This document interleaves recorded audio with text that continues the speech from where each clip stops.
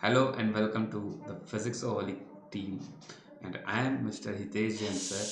And today we are going to discuss the DPP number 5 of center of mass. And you can see you can hear the sound of whistle. That's not a problem. So let's just begin with the solution. So as we know he is our Pratik Jain sir, great mentor of physics.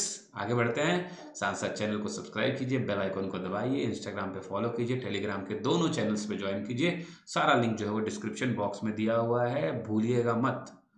और हम लोग आगे बढ़ते हैं। DPP जो है वो अपना डीपीपी नंबर 5 है, इम्पल्स के बारे में है।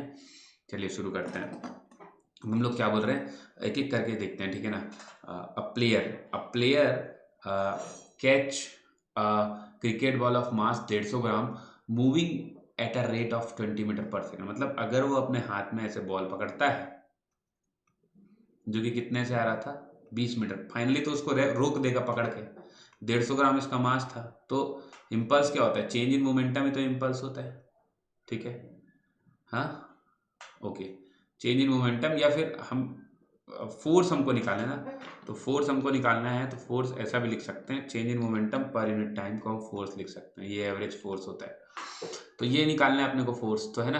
तो अपने को चेंज इन मोमेंटम निकालना, तो चेंज इन मोमेंटम कितना होगा, तो चेंज इन मोमेंटम होगा 20 इंटू 0.15, क्योंकि 1000 से डिवाइड करना पड़ेगा। तो चेंज इन मोमेंटम होगा, क्योंकि इतना ही मोमेंटम तो चेंज हुआ है, जो शुरू में था वही तो जीरो हो गया, तो इतना मोमेंटम पूरा चेंज हो गया, ठीक है। डिवाइड बाई टाइम कितना लगा, 0.1 सेकेंड। तो 0.1 अगर ये लगा तो इस पॉइंट को हटाऊंगा तो ये वाला 1.5 बन जाएगा। तो 1.5 बन जाएगा तो 20 दूनी तो 40 होता है, लेकिन वो 30 हो जाएगा, तो अपना 30 न्यूटन आ जाएगा। आगे बढ़ते हैं, नेक्स्ट प्रॉब्लम की तरफ चलते हैं। नेक्स्ट प्रॉब्लम क्या बोलता है अपने को, a cricket ball of mass 150 gram is moving with velocity of 12 metre per second and hits a ball hits by a bat. Okay okay okay, velocity turns back. अच्छा, पहले ऐसे जा रहा था वो 12 मीटर पर सेकंड से, bat से टकराया, ऐसे गया कितने से, 20 मीटर पर सेकंड से, उसका मास है 150 ग्राम। हमको क्या बोल रहा है, force of the blow act, time भी दिया हुआ कितने टाइम के लिए, 0.01 सेकंड के लिए, है ना। एवरेज फोर्स बताना है, तो वही अपने को पहले change in momentum divide by time करना है। तो चेंज इन मोमेंटम क्या है, final momentum minus initial momentum. तो फाइनल मोमेंटम नेगेटिव में है, तो हम लोग देखेंगे -20 इंटू 0.15, 150 ग्राम है ना। और माइनस माइनस हो जाएगा, मतलब और माइनस है ना। देखो इसका मोमेंटम नेगेटिव में होगा, है ना, मास मास इंटू वेलोसिटी, और इसका मोमेंटम पॉजिटिव में होगा, तो फाइनल माइनस, तो वो वाला माइनस है ना। तो हो जाएगा 0.15 इंटू कितना हो जाएगा 12। तो चेंज इन मोमेंटम यहाँ पर जो टोटल दिख रहा है नेगेटिव में दिख रहा है, ठीक है। नेगेटिव बता रहा है कि जिस तरफ वो ओरिजिनली था फोर्स उसके अपोजिट डायरेक्शन में चल रहा है, वो छोड़ दो उसको अभी तो फिलहाल। तो हो जाएगा 12 और 20 मतलब 32, 32 इंटू 0.15। अगर हम इसका मतलब सिर्फ मॉड ले ले, तो सिर्फ मॉड ले ले, मतलब मैग्नीट्यूड ले लें, मैग्नीट्यूड से तो फोर्स निकलने वाला, change in momentum per unit time करना है। तो ये हो जाएगा 0.01 से डिवाइड कर दूंगा, ये टाइम तो फोर्स आ जाएगा, फोर्स ही निकालना है अपने को। तो फोर्स निकालने के लिए हम लोग क्या कर सकते हैं, इसका 2 जीरो पॉइंट और इसका 2 हटा दूंगा तो 15 बन जाएगा। तो 15 इंटू 32 हो जाएगा, तो 15 दूनी 30, है ना, 15 दूनी 30, और हो जाएगा 3 15 3 45 48, 480 आना चाहिए। तो 480 न्यूटन आ जाएगा ए, ठीक है। मल्टीप्लाई वगैरह कर लेना, बड़ा आसान है। उसी तरीके से नेक्स्ट क्वेश्चन की तरफ चलते हैं। नेक्स्ट क्वेश्चन क्या बोलता है, a ball of mass 400 gram is drop from a height of 5 metre, a ball on the ground hits ball vertically. मतलब ये 5 मीटर से हमको ड्रॉप किया गया, तो 5 मीटर मतलब √2gh से निकाल लेते हैं। तो ये आ जाएगा 10 मीटर पर सेकंड, क्योंकि 100 आएगा तो 10 मीटर पर सेकंड से आ रहा था, लेकिन बल्ले से टकराया। जैसे ही बल्ले से टकराया, सचिन का बल्ला था, क्योंकि काफ़ी तेजी 20 मीटर जा करके रुका, 20 मीटर जा करके रुका, मतलब मुझे निकालना है कि यहाँ पर उसकी स्पीड कितनी होगी। तो h इक्वल टू 20 मीटर पे जा करके रुका, तो अपने को h इज इक्वल टू पता है u² / 2g होता है। तो अगर ये 20 मीटर है तो 20 इक्वल टू, अगर इनिशियल स्पीड निकालनी है तो ये वाला भी तो 20 हो जाएगा ना, तो u की वैल्यू भी 20 होगी। 20 इंटू 20 का √20 होगा, तो ये 20 मीटर पर सेकंड से ऊपर की तरफ भागा होगा। मतलब हुआ क्या, ओवरऑल ये अगर एक बैट है तो इसमें बॉल आई ऐसे टकराई 10 मीटर पर सेकंड से, और वापस गए कितने से 20 मीटर पर सेकंड से। तो अगर आप यहाँ पर चेंज इन वेलोसिटी बोलोगे तो 30 किया है। आप थोड़ा ध्यान से समझो यार, यहाँ पे 30 मीटर पर सेकंड का है, क्योंकि वो एक्चुअल में चेंज क्या हुआ, -10 से +20 होना, तो चेंज कितने का होना, 30 का होना होता है। ठीक है, आप इस चीज को जितना जल्दी समझ जाओ उतना अच्छा है, तो बार बार फाइनल माइनस इनिशियल करने का झंझट मेरा नहीं रहेगा।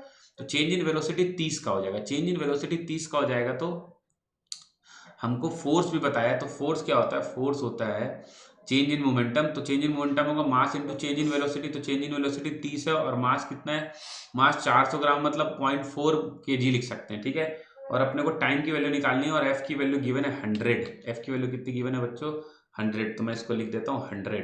तो अगर ये 100 है मेरे प्यारे दोस्तों, तो ये वाला इसके साथ चला जाएगा, और ये 0.4 मतलब 1.2, तो t डिवाइड बाय 1.2 आ जाएगा आई थिंक। नहीं नहीं नहीं नहीं नहीं, टी की वैल्यू हो जाएगी, ये हो जाएगा 1.2 डिवाइड बाई 10, तो 0.12 सेकंड आ जाएगा। अगले क्वेश्चन की तरफ चलते हैं। अगला क्वेश्चन क्या बोलता है, अगला क्वेश्चन बोलता है a boy hits a baseball with a bat and, जब बैट से वो हिट करता है तो जे इम्पल्स लगता है। इम्पल्स को हम ऐसे लिख सकते हैं F.dt, या फिर हम ऐसे लिख सकते हैं एवरेज फोर्स इनटू टाइम। इस तरह से भी लिख सकते हो ना, इम्पल्स। ठीक है, अब क्या बोल रहा है, अगर टाइम को मैं डबल कर दूं तो इम्पल्स कितना होगा, फोर्स को सेम रहने दूं तो एवरेज फोर्स इनटू टाइम को डबल कर दिया, 2t कर दिया, तो टाइम को डबल कर दोगे तो जे डैश 2 टाइम्स जे हो जाएगा ना। देखो इम्पल्स का मतलब क्या होता है, बहुत बड़ा फोर्स बहुत कम समय के लिए लगना, तो उसका अच्छा खासा उसमें इम्पल्स पड़ता है। लेकिन अगर बहुत बड़ा फोर्स बहुत ज्यादा समय के लिए लगेगा तो इम्पल्स और ज्यादा पड़ेगा ना, और ज्यादा इफेक्ट होगा उसके चेंज इन मोमेंटम में बेसिकली। तो वो डबल तो ये भी डबल। टाइम जितना ज्यादा देर के लिए कांटेक्ट करके रखोगे फोर्स को, वो ज्यादा लगेगा। आप ऐसे किसी चीज को झट से मार के वापस हाथ हटा लो, लेकिन मार के चिपका दो हाथ को ऐसे, तो इतना तेज लगे ना अगला थड़फड़ा जाएगा। तो यहाँ पर इसलिए हम लोग बोल सकते हैं कि ये हो जाएगा ट्वाइस द ओरिजिनल इम्पल्स। ठीक है, आगे बढ़ते चलते हैं। नेक्स्ट क्वेश्चन की तरफ हम लोग चल रहे हैं मेरे प्यारे दोस्तों। नेक्स्ट क्वेश्चन क्या बोल रहा है, if a force of 250 newton act on a body, the momentum acquires is 125 kg metre per second. तो मोमेंटम इतना आ गया। सोचो, एक्वायर मतलब चेंज, जितना उसने नया लिया वो चेंज है। ये केजी मीटर पर सेकंड, ये चेंज इन मोमेंटम बता दिया। तो हमको पता है force, force is equal to होता है change in momentum upon time. Time, time हमको निकालना है। फोर्स की वैल्यू 250 दी हुई है, 125 डिवाइड बाई टाइम, तो टाइम की वैल्यू देखो 0.15 दिख ही रही है यहाँ से, 0.5 दिख रही है, निकाल लेना।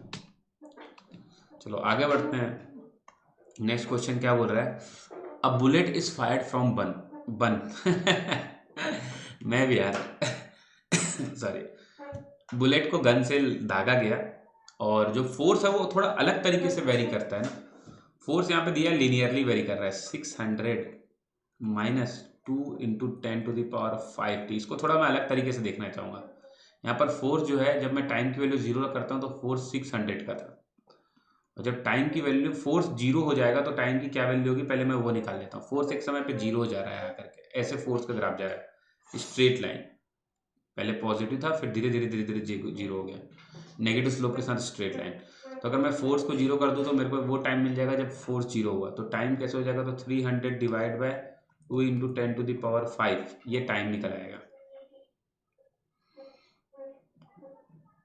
नहीं 600 ना, ये 2 तो कट गया था, 2 कट गया था तो 300 लिखा था, तो ये हो जाएगा, तो 300 इंटू 10⁻⁵ हो जाएगा। ये हो जाएगा 300 इंटू 10⁻⁵ फिलहाल के लिए ये टाइम, इतना टाइम, तो इतना टाइम होता है जब 3 इंटू 10⁻³ भी लिख सकते हैं ना इसको, सेकंड, इतने सेकंड में फिर वो अपना फोर्स 0 हो जाता है। तो ये फोर्स वर्सेस टाइम ग्राफ है। तो इम्पल्स क्या होता है, इम्पल्स होता है इस ग्राफ का एरिया, इस ग्राफ का एरिया। तो हम लोग लिख लेंगे हाफ इंटू 600 इंटू 3 इंटू 10⁻⁻3, ये इम्पल्स आ जाएगा। पता है ना अपने को एफ टी ग्राफ का एरिया इम्पल्स होता है, तो ये बेसिकली हो जाएगा 3, तो हो जाएगा कितना 900 इंटू 10⁻⁻3। ठीक है, तो 0.9 आ जाएगा। आगे बढ़ते हैं, इसी के साथ साथ नेक्स्ट प्रॉब्लम की तरफ चलते हैं। नेक्स्ट प्रॉब्लम क्या बोलता है, 2 kg मास है, total impulse of the force, force का इम्पल्स, इम्पल्स मैंने अभी भी बताया, इम्पल्स क्या होता है, एफ टी डायग्राम का एरिया होता है। तो इसको एरिया को निकालने के लिए मैं कौन सा इक्वेशन लगाता हूँ, ट्रेपेजियम का जो एरिया होता है, तो half into sum of the parallel sides. ये पैरेलल साइड 1 का है देखो, और ये वाला पैरेलल साइड 5 का है, और इंटू हाइट तो ये 4 का है, तो ये पूरा एरिया निकल जाएगा। आपको बार बार ट्रायंगल ट्रायंगल रेक्टेंगल ऐसे करने की जरूरत नहीं है। तो 6 3 चौक 12 आ जाएगा यहाँ पे। ठीक है, थोड़ा अपना कैलकुलेशन इस तरीके से हम बढ़ा सकते हैं। यहाँ पर भी उसी तरह से देखो, यहाँ पर भी एरिया वाला ही सवाल है ना। मोमेंटम एक्वायर्ड, तो अभी देखो मोमेंटम एक्वायर्ड क्या होता है, इम्पल्स क्या होता है, चेंज इन मोमेंटम के बराबर होता है।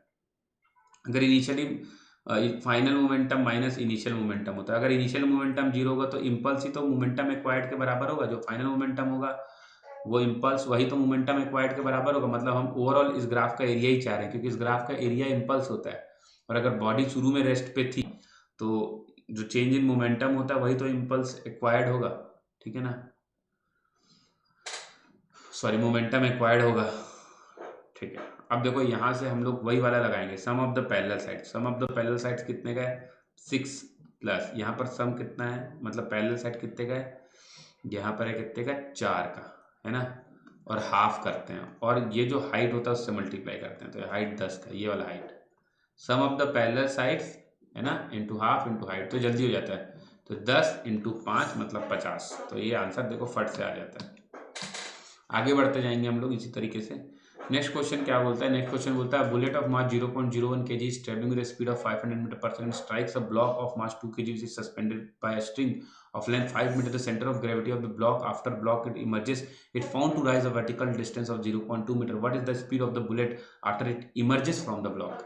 मतलब क्या है, इस तरीके से, और ये ऐसे है, ये ऐसे है, ये ऐसे है, और यहाँ पर हम लोगों ने बुलेट से इसको मारा, तो फाइनली हुआ क्या कि भाई ये बुलेट इसको छेद करके निकल गया, बुलेट इसको छेद करके निकल गया, लेकिन ब्लॉक जो है वो यहाँ नहीं रहा, ब्लॉक ऊपर उठेगा ना, क्योंकि उस समय जैसे बुलेट इसको छेद और निकल गया, ये बहुत इम्पल्सिव काम था, सट से हुआ, सट से हुआ। कुछ बच्चे नहीं सोचते हैं कि यहाँ पर नहीं जाने के बाद ऐसे बुलेट निकला है, नहीं, बुलेट वहीं पर निकल गया था, शुरू में ही निकल गया था इस क्वेश्चन के अनुसार। इसलिए जो ये टी फोर्स इस तरफ लग रहा है, तो टी टी एक नॉन इम्पल्सिव फोर्स होगा, और हमने यहाँ पर मोमेंटम कंजर्व कर सकते हैं। तो ये बात ज़्यादा इंपॉर्टेंट है, ये बात बच्चों को समझनी चाहिए। तो हम यहाँ पर मोमेंटम कंजर्व कर सकते हैं, एनर्जी भी कंजर्व कर सकते हैं। तो देखो जैसे कि मैं बोल रहा हूँ कि मान लो ये फाइनली अपनी वेलोसिटी v2 बना लेता है, ये फाइनली अपनी वेलोसिटी v1 बना लेगा, मतलब जो ये जो है ब्लॉक की वेलोसिटी v1 रही होगी टक्कर होने के बाद, और ये जो बुलेट है उसकी वेलोसिटी v2 हो गई होगी, और शुरुआत में बुलेट v से आ रहा होगा, और ये उठा कितना, तो ये जो उठा है वो वैल्यू है कितना, 0.2 मीटर। ठीक है, ये सब अपने को पता है। अब देखो हम लोग क्या करते हैं, अब हम लोग बोलेंगे कि भाई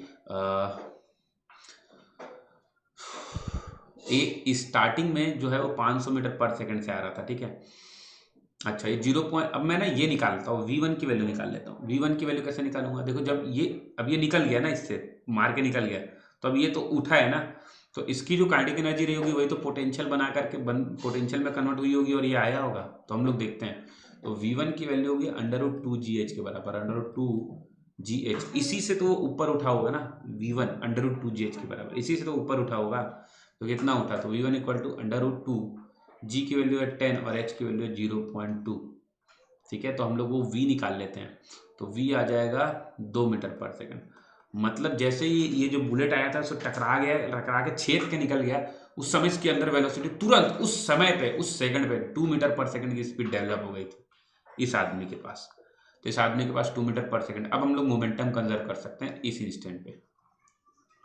ठीक है, मोमेंटम कंजर्व करेंगे तो हमको समझ में आ रहा है कि भाई ये जो बुलेट है, बुलेट 0.01 का है, इंटू इसका मास है 0.01, और इसकी वेलोसिटी कुछ तो भी 500 से आ रहा था, तो इक्वल टू, अब इन दोनों ने मोमेंटम बनाया ना, तो बुलेट का कितना हो जाएगा फाइनली वो बताना है अपने को। फाइनली ये जो बुलेट है उसका कितना मोमेंटम होगा वो बताना है। अच्छा इसका वजन कितना केजी, इसका वजन है 2 kg, तो 2 इंटू इसका 2 आ जाएगा, प्लस इसका मोमेंटम बताना है, तो इसका मोमेंटम वही कर देंगे अपन। इसका मास कितना है 0.01 इंटू v2, यही अपने को v2 ही निकालना है इस सवाल में। तो अब ये 500 मल्टीप्लाई होगा तो ये 5 बन जाएगा, तो ये 4 प्लस 0.01 इंटू v2, तो ये 1 हो जाएगा, तो v2 की वैल्यू आ जाएगी 100 मीटर पर सेकंड। ठीक है, कर लेना सॉल्व यार। आगे बढ़ते चलते हैं अब अपन। अब देखो इसको ना हम लोग ट्रिक से करते हैं, इस सवाल को हम लोग ट्रिक से करते हैं। हम इसको ऐसे लेट करके देखते हैं, लेटा करके।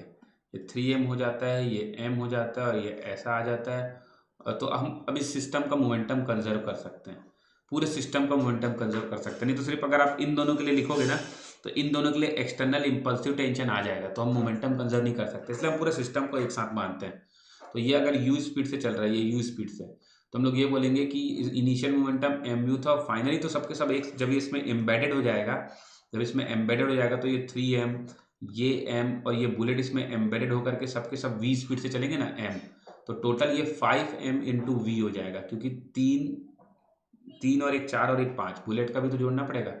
तो v जो फाइनली सब लोग साथ में चल रहे हो, कितने से चल रहे हैं पता है, वो u/5 से चल रहे हैं, u/5 से, सबके सब u/5 से चल रहे हैं।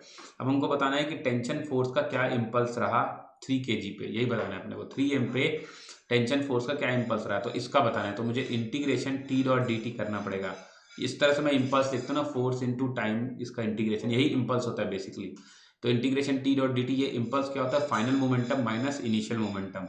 तो फाइनल मोमेंटम जो हो जाएगा हमको पता है, वो फाइनल मोमेंटम हो जाएगा 3m इंटू कितना हो जाएगा, u/5। अच्छा देखो टेंशन ऊपर लग रहा है, तो ये इम्पल्स पॉजिटिव लिया है मैंने, ऊपर लग रहा है, ऊपर वाले चीज को पॉजिटिव ले रहा हूँ। फाइनली u/5 भी तो पॉजिटिव है ना, जो इसमें वेलोसिटी आ रही है u/5 की, वो भी तो पॉजिटिव आएगी ना। तो u/5 माइनस इनिशियली 0 है इसका, इनिशियली तो सब रेस्ट पे थे। तो ये हो जाएगा इसका जो मतलब, ये जो इम्पल्स आ रहा है, आई लिख देता हूँ उसको, ये आ जाएगा 3mu/5। ये टेंशन ने लगाया इम्पल्स किस पे, 3m मास पे, तो ये 3mu/5। आगे बढ़ते हैं इसी तरीके से, नेक्स्ट क्वेश्चन से ठीक उसी तरीके से जैसा अभी हम लोगों ने देखा था। अब देखो सबसे पहले तो अपन यही निकाल लेते हैं कि फाइनल वेलोसिटी कितनी होगी पूरे सिस्टम की। तो फाइनल वेलोसिटी हो जाएगी जैसे mu और फाइनली 3m हो जाएगा ना, सब 3m वाले v से चलने लगेंगे, क्योंकि रस्सी सेम है तो सबकी स्पीड सेम होनी चाहिए। तो v की वैल्यू आ जाएगी u/3। अब u/3 आ जाएगी। अब अपने को क्या बताना है, find the impulse on A due to tension. ये देखो टेंशन ऐसे होगा, तो मैं इस तरफ को पॉजिटिव मान रहा हूँ, तो इंटीग्रेशन t डॉट dt, ये वाला इम्पल्स पॉजिटिव होगा, equal to final momentum minus initial momentum. तो फाइनल मोमेंटम जो है इस ए ब्लॉक का फाइनल मोमेंटम हो जाएगा m इंटू u/3, और इनिशियल मोमेंटम तो कितना था, जीरो था। इनिशियल मोमेंटम तो कितना था, जीरो था। तो ये mu/3 आ जाएगा। तो यहाँ पर इनिशियल मोमेंटम जीरो था, तो mu/3 आ जाएगा, नहीं कि बी ऑप्शन आ जाएगा। चलो आगे बढ़ते हैं। यहाँ पर ये क्वेश्चन है, इसमें क्या बोल रहा है कि भाई ये जो एक रस्सी, हम इसको छोड़ देते हैं और ये ऐसे नीचे आकर ठक से हो जाता है, मतलब ऐसे टॉट हो जाती है स्ट्रिंग। जब स्ट्रिंग टॉट हो जाएगी तो बेसिकली हमको ये बताना है कि कितना इम्पल्स लगेगा। तो जैसे हम ये मान लेंगे कि जैसे स्ट्रिंग टॉट हो जाएगी तो उस समय तो रुक जाएगी, इंस्टेंटली रुक जाएगी ना, ठक। अब वो और नीचे तो नहीं जा सकती, तो फाइनल वेलोसिटी उसकी जीरो हो जाएगी, होना भी चाहिए। तो सोचो वो कितने ऊपर से आया है, वो 2 मीटर से आया है। तो 2 मीटर से अगर आया है तो उसकी स्पीड कितनी डेवलप हो गई होगी 2 मीटर से आते आते, 2g इंटू 2, मतलब ये हो जाएगा 40, मतलब 20 मीटर पर सेकेंड। सॉरी,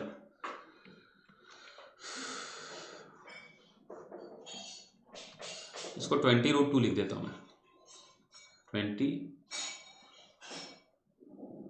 यार, ये होगा 10, मैं नहीं खेल रहा यार, ये होगा 2√10 मीटर पर सेकंड। इतनी स्पीड उसकी डेवलप हो जाएगी पहली बात तो। यहाँ तक आते आते शुरुआत में ऐसी रहेगी, शुरुआत में 2√10 रहा होगा और फाइनली जीरो हो जाएगा। तो अब अगर हम उसके हम बात करें कि कितना इम्पल्स लगा, तो इम्पल्स जो होता है वो चेंज इन मोमेंटम के बराबर होता है। इम्पल्स जो भी रहेगा उसमें t डॉट dt जो भी लग रहा होगा, चेंज इन मोमेंटम के बराबर हो। तो change in momentum, final momentum तो जीरो हो गया, इनिशियल मोमेंटम कितना था, इनिशियल था 2√10 इंटू 1, वेलोसिटी इंटू मास। तो यही हमारा आंसर भी हो जाएगा। आगे बढ़ते हुए, ये बहुत बढ़िया प्रॉब्लम है, इसको ध्यान से अगर हम समझेंगे तो बढ़िया प्रॉब्लम बनेगा। ध्यान से समझना, यहाँ पर एक ब्लॉक है 4 kg का और दूसरा ब्लॉक यहाँ पे 4 kg का है। एक इंस्टेंट पे हमने, जब रस्सी पहले टाइट ही थी, रस्सी टाइट थी ना उस समय, रस्सी टाइट थी जिस इंस्टेंट पे, मान लो t इक्वल टू 0 की बात करते हैं, t इक्वल टू 0 पे रस्सी टाइट थी, हमने क्या कर दिया, इसको 4 मीटर पर सेकंड की स्पीड दे दी और इसको 2 मीटर पर सेकंड की स्पीड दे दी। उस समय सब कुछ रुका हुआ था, ऐसे ऐसे छोड़ दिया, एक को ऐसे किया, एक को ऐसे किया और छोड़ दिया, ऐसे ऐसे, एक को नीचे स्पीड दी और एक को 4 इधर दी। तो अब अगर ये जो पीछे वाला ब्लॉक है वो 4 से चलेगा और नीचे वाला ब्लॉक 2 से चलेगा, तो कहीं ना कहीं रस्सी का लेंथ कम होने लगेगा, रिलेटिवली रस्सी का लेंथ कम होने लगेगा। ये शुरू में होगा, पता है, शुरुआत में, क्योंकि इसकी वेलोसिटी 4 मीटर पर सेकंड है। अब इस पे टेंशन जीरो हो जाएगा, क्योंकि रस्सी स्लैक हो चुकी है, रस्सी स्लैक हो चुकी है, तो अब टेंशन जीरो हो गया इसका। अब इस पे कोई टेंशन फोर्स नहीं लग रहा है, क्योंकि रस्सी स्लैक हो चुकी है ना, टेंशन कहाँ से लगेगा। अब ये इंडिविजुअल काम कर ब्लॉक की तरह चलेगा और ये इंडिविजुअल ब्लॉक की तरह चलेगा। लेकिन कुछ समय के बाद क्या होगा आपको समझना पड़ेगा। कुछ समय के बाद रस्सी फिर से टॉट होगी। अब ऐसा क्यों है पहले वो सुन लो। रस्सी फिर से क्यों टॉट होगी, क्योंकि इस पे तो जी का एक्सीलरेशन लग रहा है, इस पे कोई एक्सीलरेशन है क्या, नहीं, वो तो 4 मीटर पर सेकंड से चल रहा है। तो ये अपनी स्पीड धीरे धीरे बढ़ाएगी, ये अपनी स्पीड धीरे धीरे बढ़ाएगी। तो क्योंकि इसकी स्पीड समय के साथ बढ़ती जा रही है, तो ये भी तो बराबर धीरे धीरे स्पीड बढ़ा करके एक समय ऐसा ले आएगा, एक समय ऐसा ले आएगा जब स्प्रिंग टॉट हो जाएगी कि नहीं हो जाएगी, हो जाएगी। तो हम लोग ये बोल सकते हैं स्ट्रिंग उस समय टॉट हो जाएगी जब अगर ये वाला कुछ डिस्टेंस x ट्रेवल करे और ये वाला भी उस समय कुछ डिस्टेंस x ट्रेवल करे, तो t इक्वल टू टी पे स्ट्रिंग टॉट हो जाएगी। थोड़ा मेरी बात समझना, t इक्वल टू टी टाइम पे, ये मैं कैसे बोल रहा हूँ इसको ध्यान से समझना। स्ट्रिंग टॉट होगी कुछ समय के बाद, शुरुआत में ढीली हो रही होगी, उस पर टेंशन फोर्स जीरो हो जा रहा होगा, किसी पे भी कोई टेंशन फोर्स नहीं लग रहा होगा, इस पे जीरो लगेगा तो इस पे भी क्यों लगेगा, ये भी टेंशन फोर्स जीरो हो जाएगा शुरू में, है ना। लेकिन धीरे धीरे क्या होगा कि इसकी स्पीड 2 मीटर पर सेकंड वाले की बढ़ती जाएगी, तो वो जो रिलेटिवली जो कम हुआ था रस्सी का लेंथ, वो रिलेटिवली बढ़ने लगेगा। लेकिन ओवरऑल अगर मैं किसी टी टाइम पे बोलूं, अगर इसने जितना स्लैक किया इसने उतना ही एक्सटेंड कर दिया रस्सी का लेंथ, तो रस्सी फिर से टॉट हो जाएगी। सोच करके देखो, इसने जितना स्लैक किया इसने उतना ही टॉट कर दिया, तो उस समय रस्सी क्या हो जाएगी, उस समय रस्सी क्या हो जाएगी, फिर से टॉट हो जाएगी। ठीक है, जितना इसने क्या किया, कम किया, उसके स्लैक किया, उतना इसने एक्सटेंड किया, फट बराबर हो गया, रस्सी स्लैक हो जाएगी। उसमें थोड़ा सा समय लगेगा, वो समय ही हम निकालना चाह रहे हैं। तो सोचो कि अगर ये टी टाइम में ऐसा करता है, इसकी speed 4 metre per second constant है, क्योंकि इस पे कोई फोर्स नहीं लग रहा है ना, mg भी तो n से कैंसिल हो गया, तो ये जो डिस्टेंस, जो डिस्प्लेसमेंट ट्रेवल करेगा x is equal to 4t हो जाएगा, क्योंकि ये तो कांस्टेंट स्पीड से चल रहा है।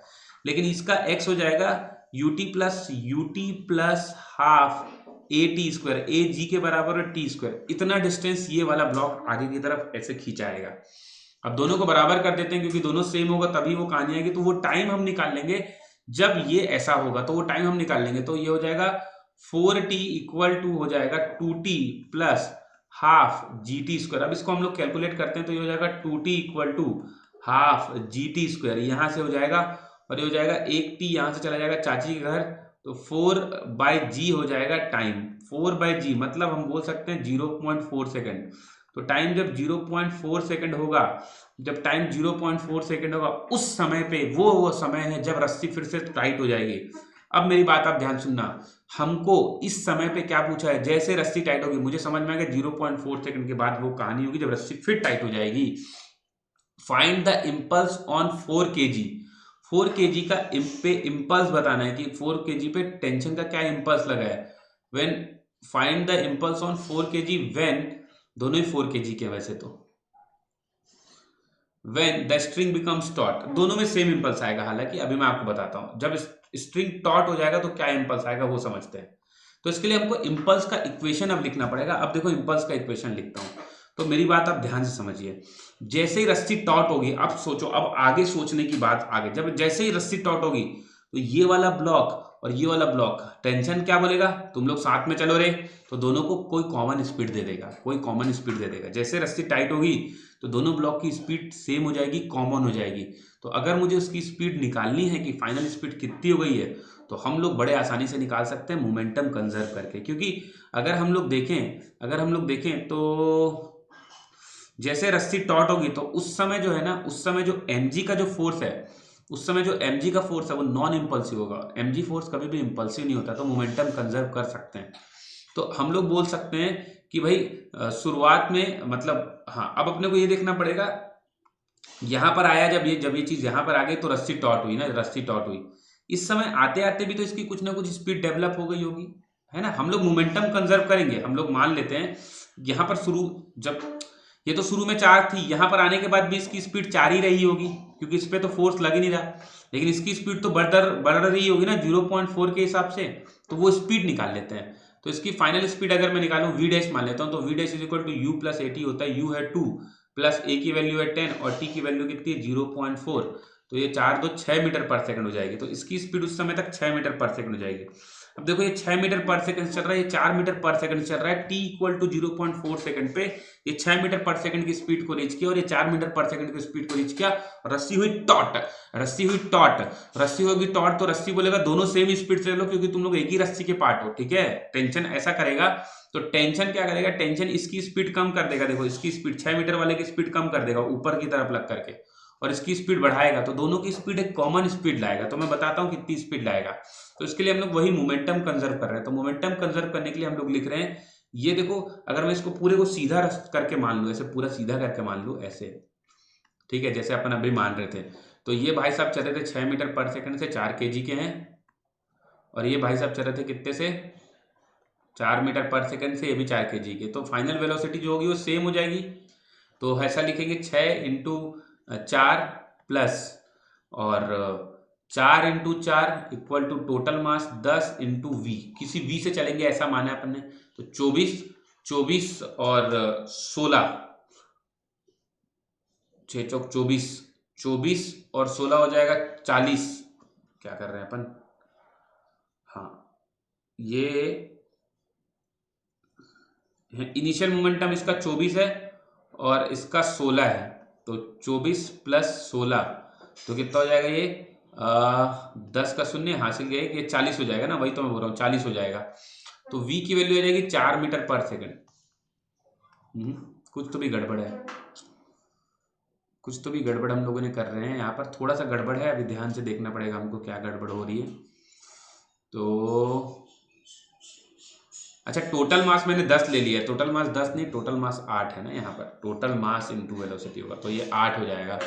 और ये 8 हो जाएगा तो 40/8 तो 5 आ जाएगा ना, 5, तो वेलोसिटी आ जाएगी 5 मीटर पर सेकंड। थोड़ा ध्यान दीजिएगा, वेलोसिटी आ जाएगी 5 मीटर पर सेकंड।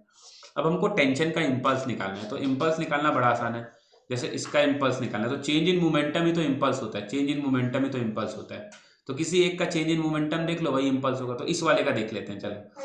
तो इसका इनिशियल मोमेंटम कितना था, इसका इनिशियल मोमेंटम था 4 इंटू 6 और फाइनली कितना हो गया 4 इंटू 5। तो सोचो शुरू में कितना था 24 और बाद में कितना हो गया 20, तो चेंज कितने का हुआ 4 का।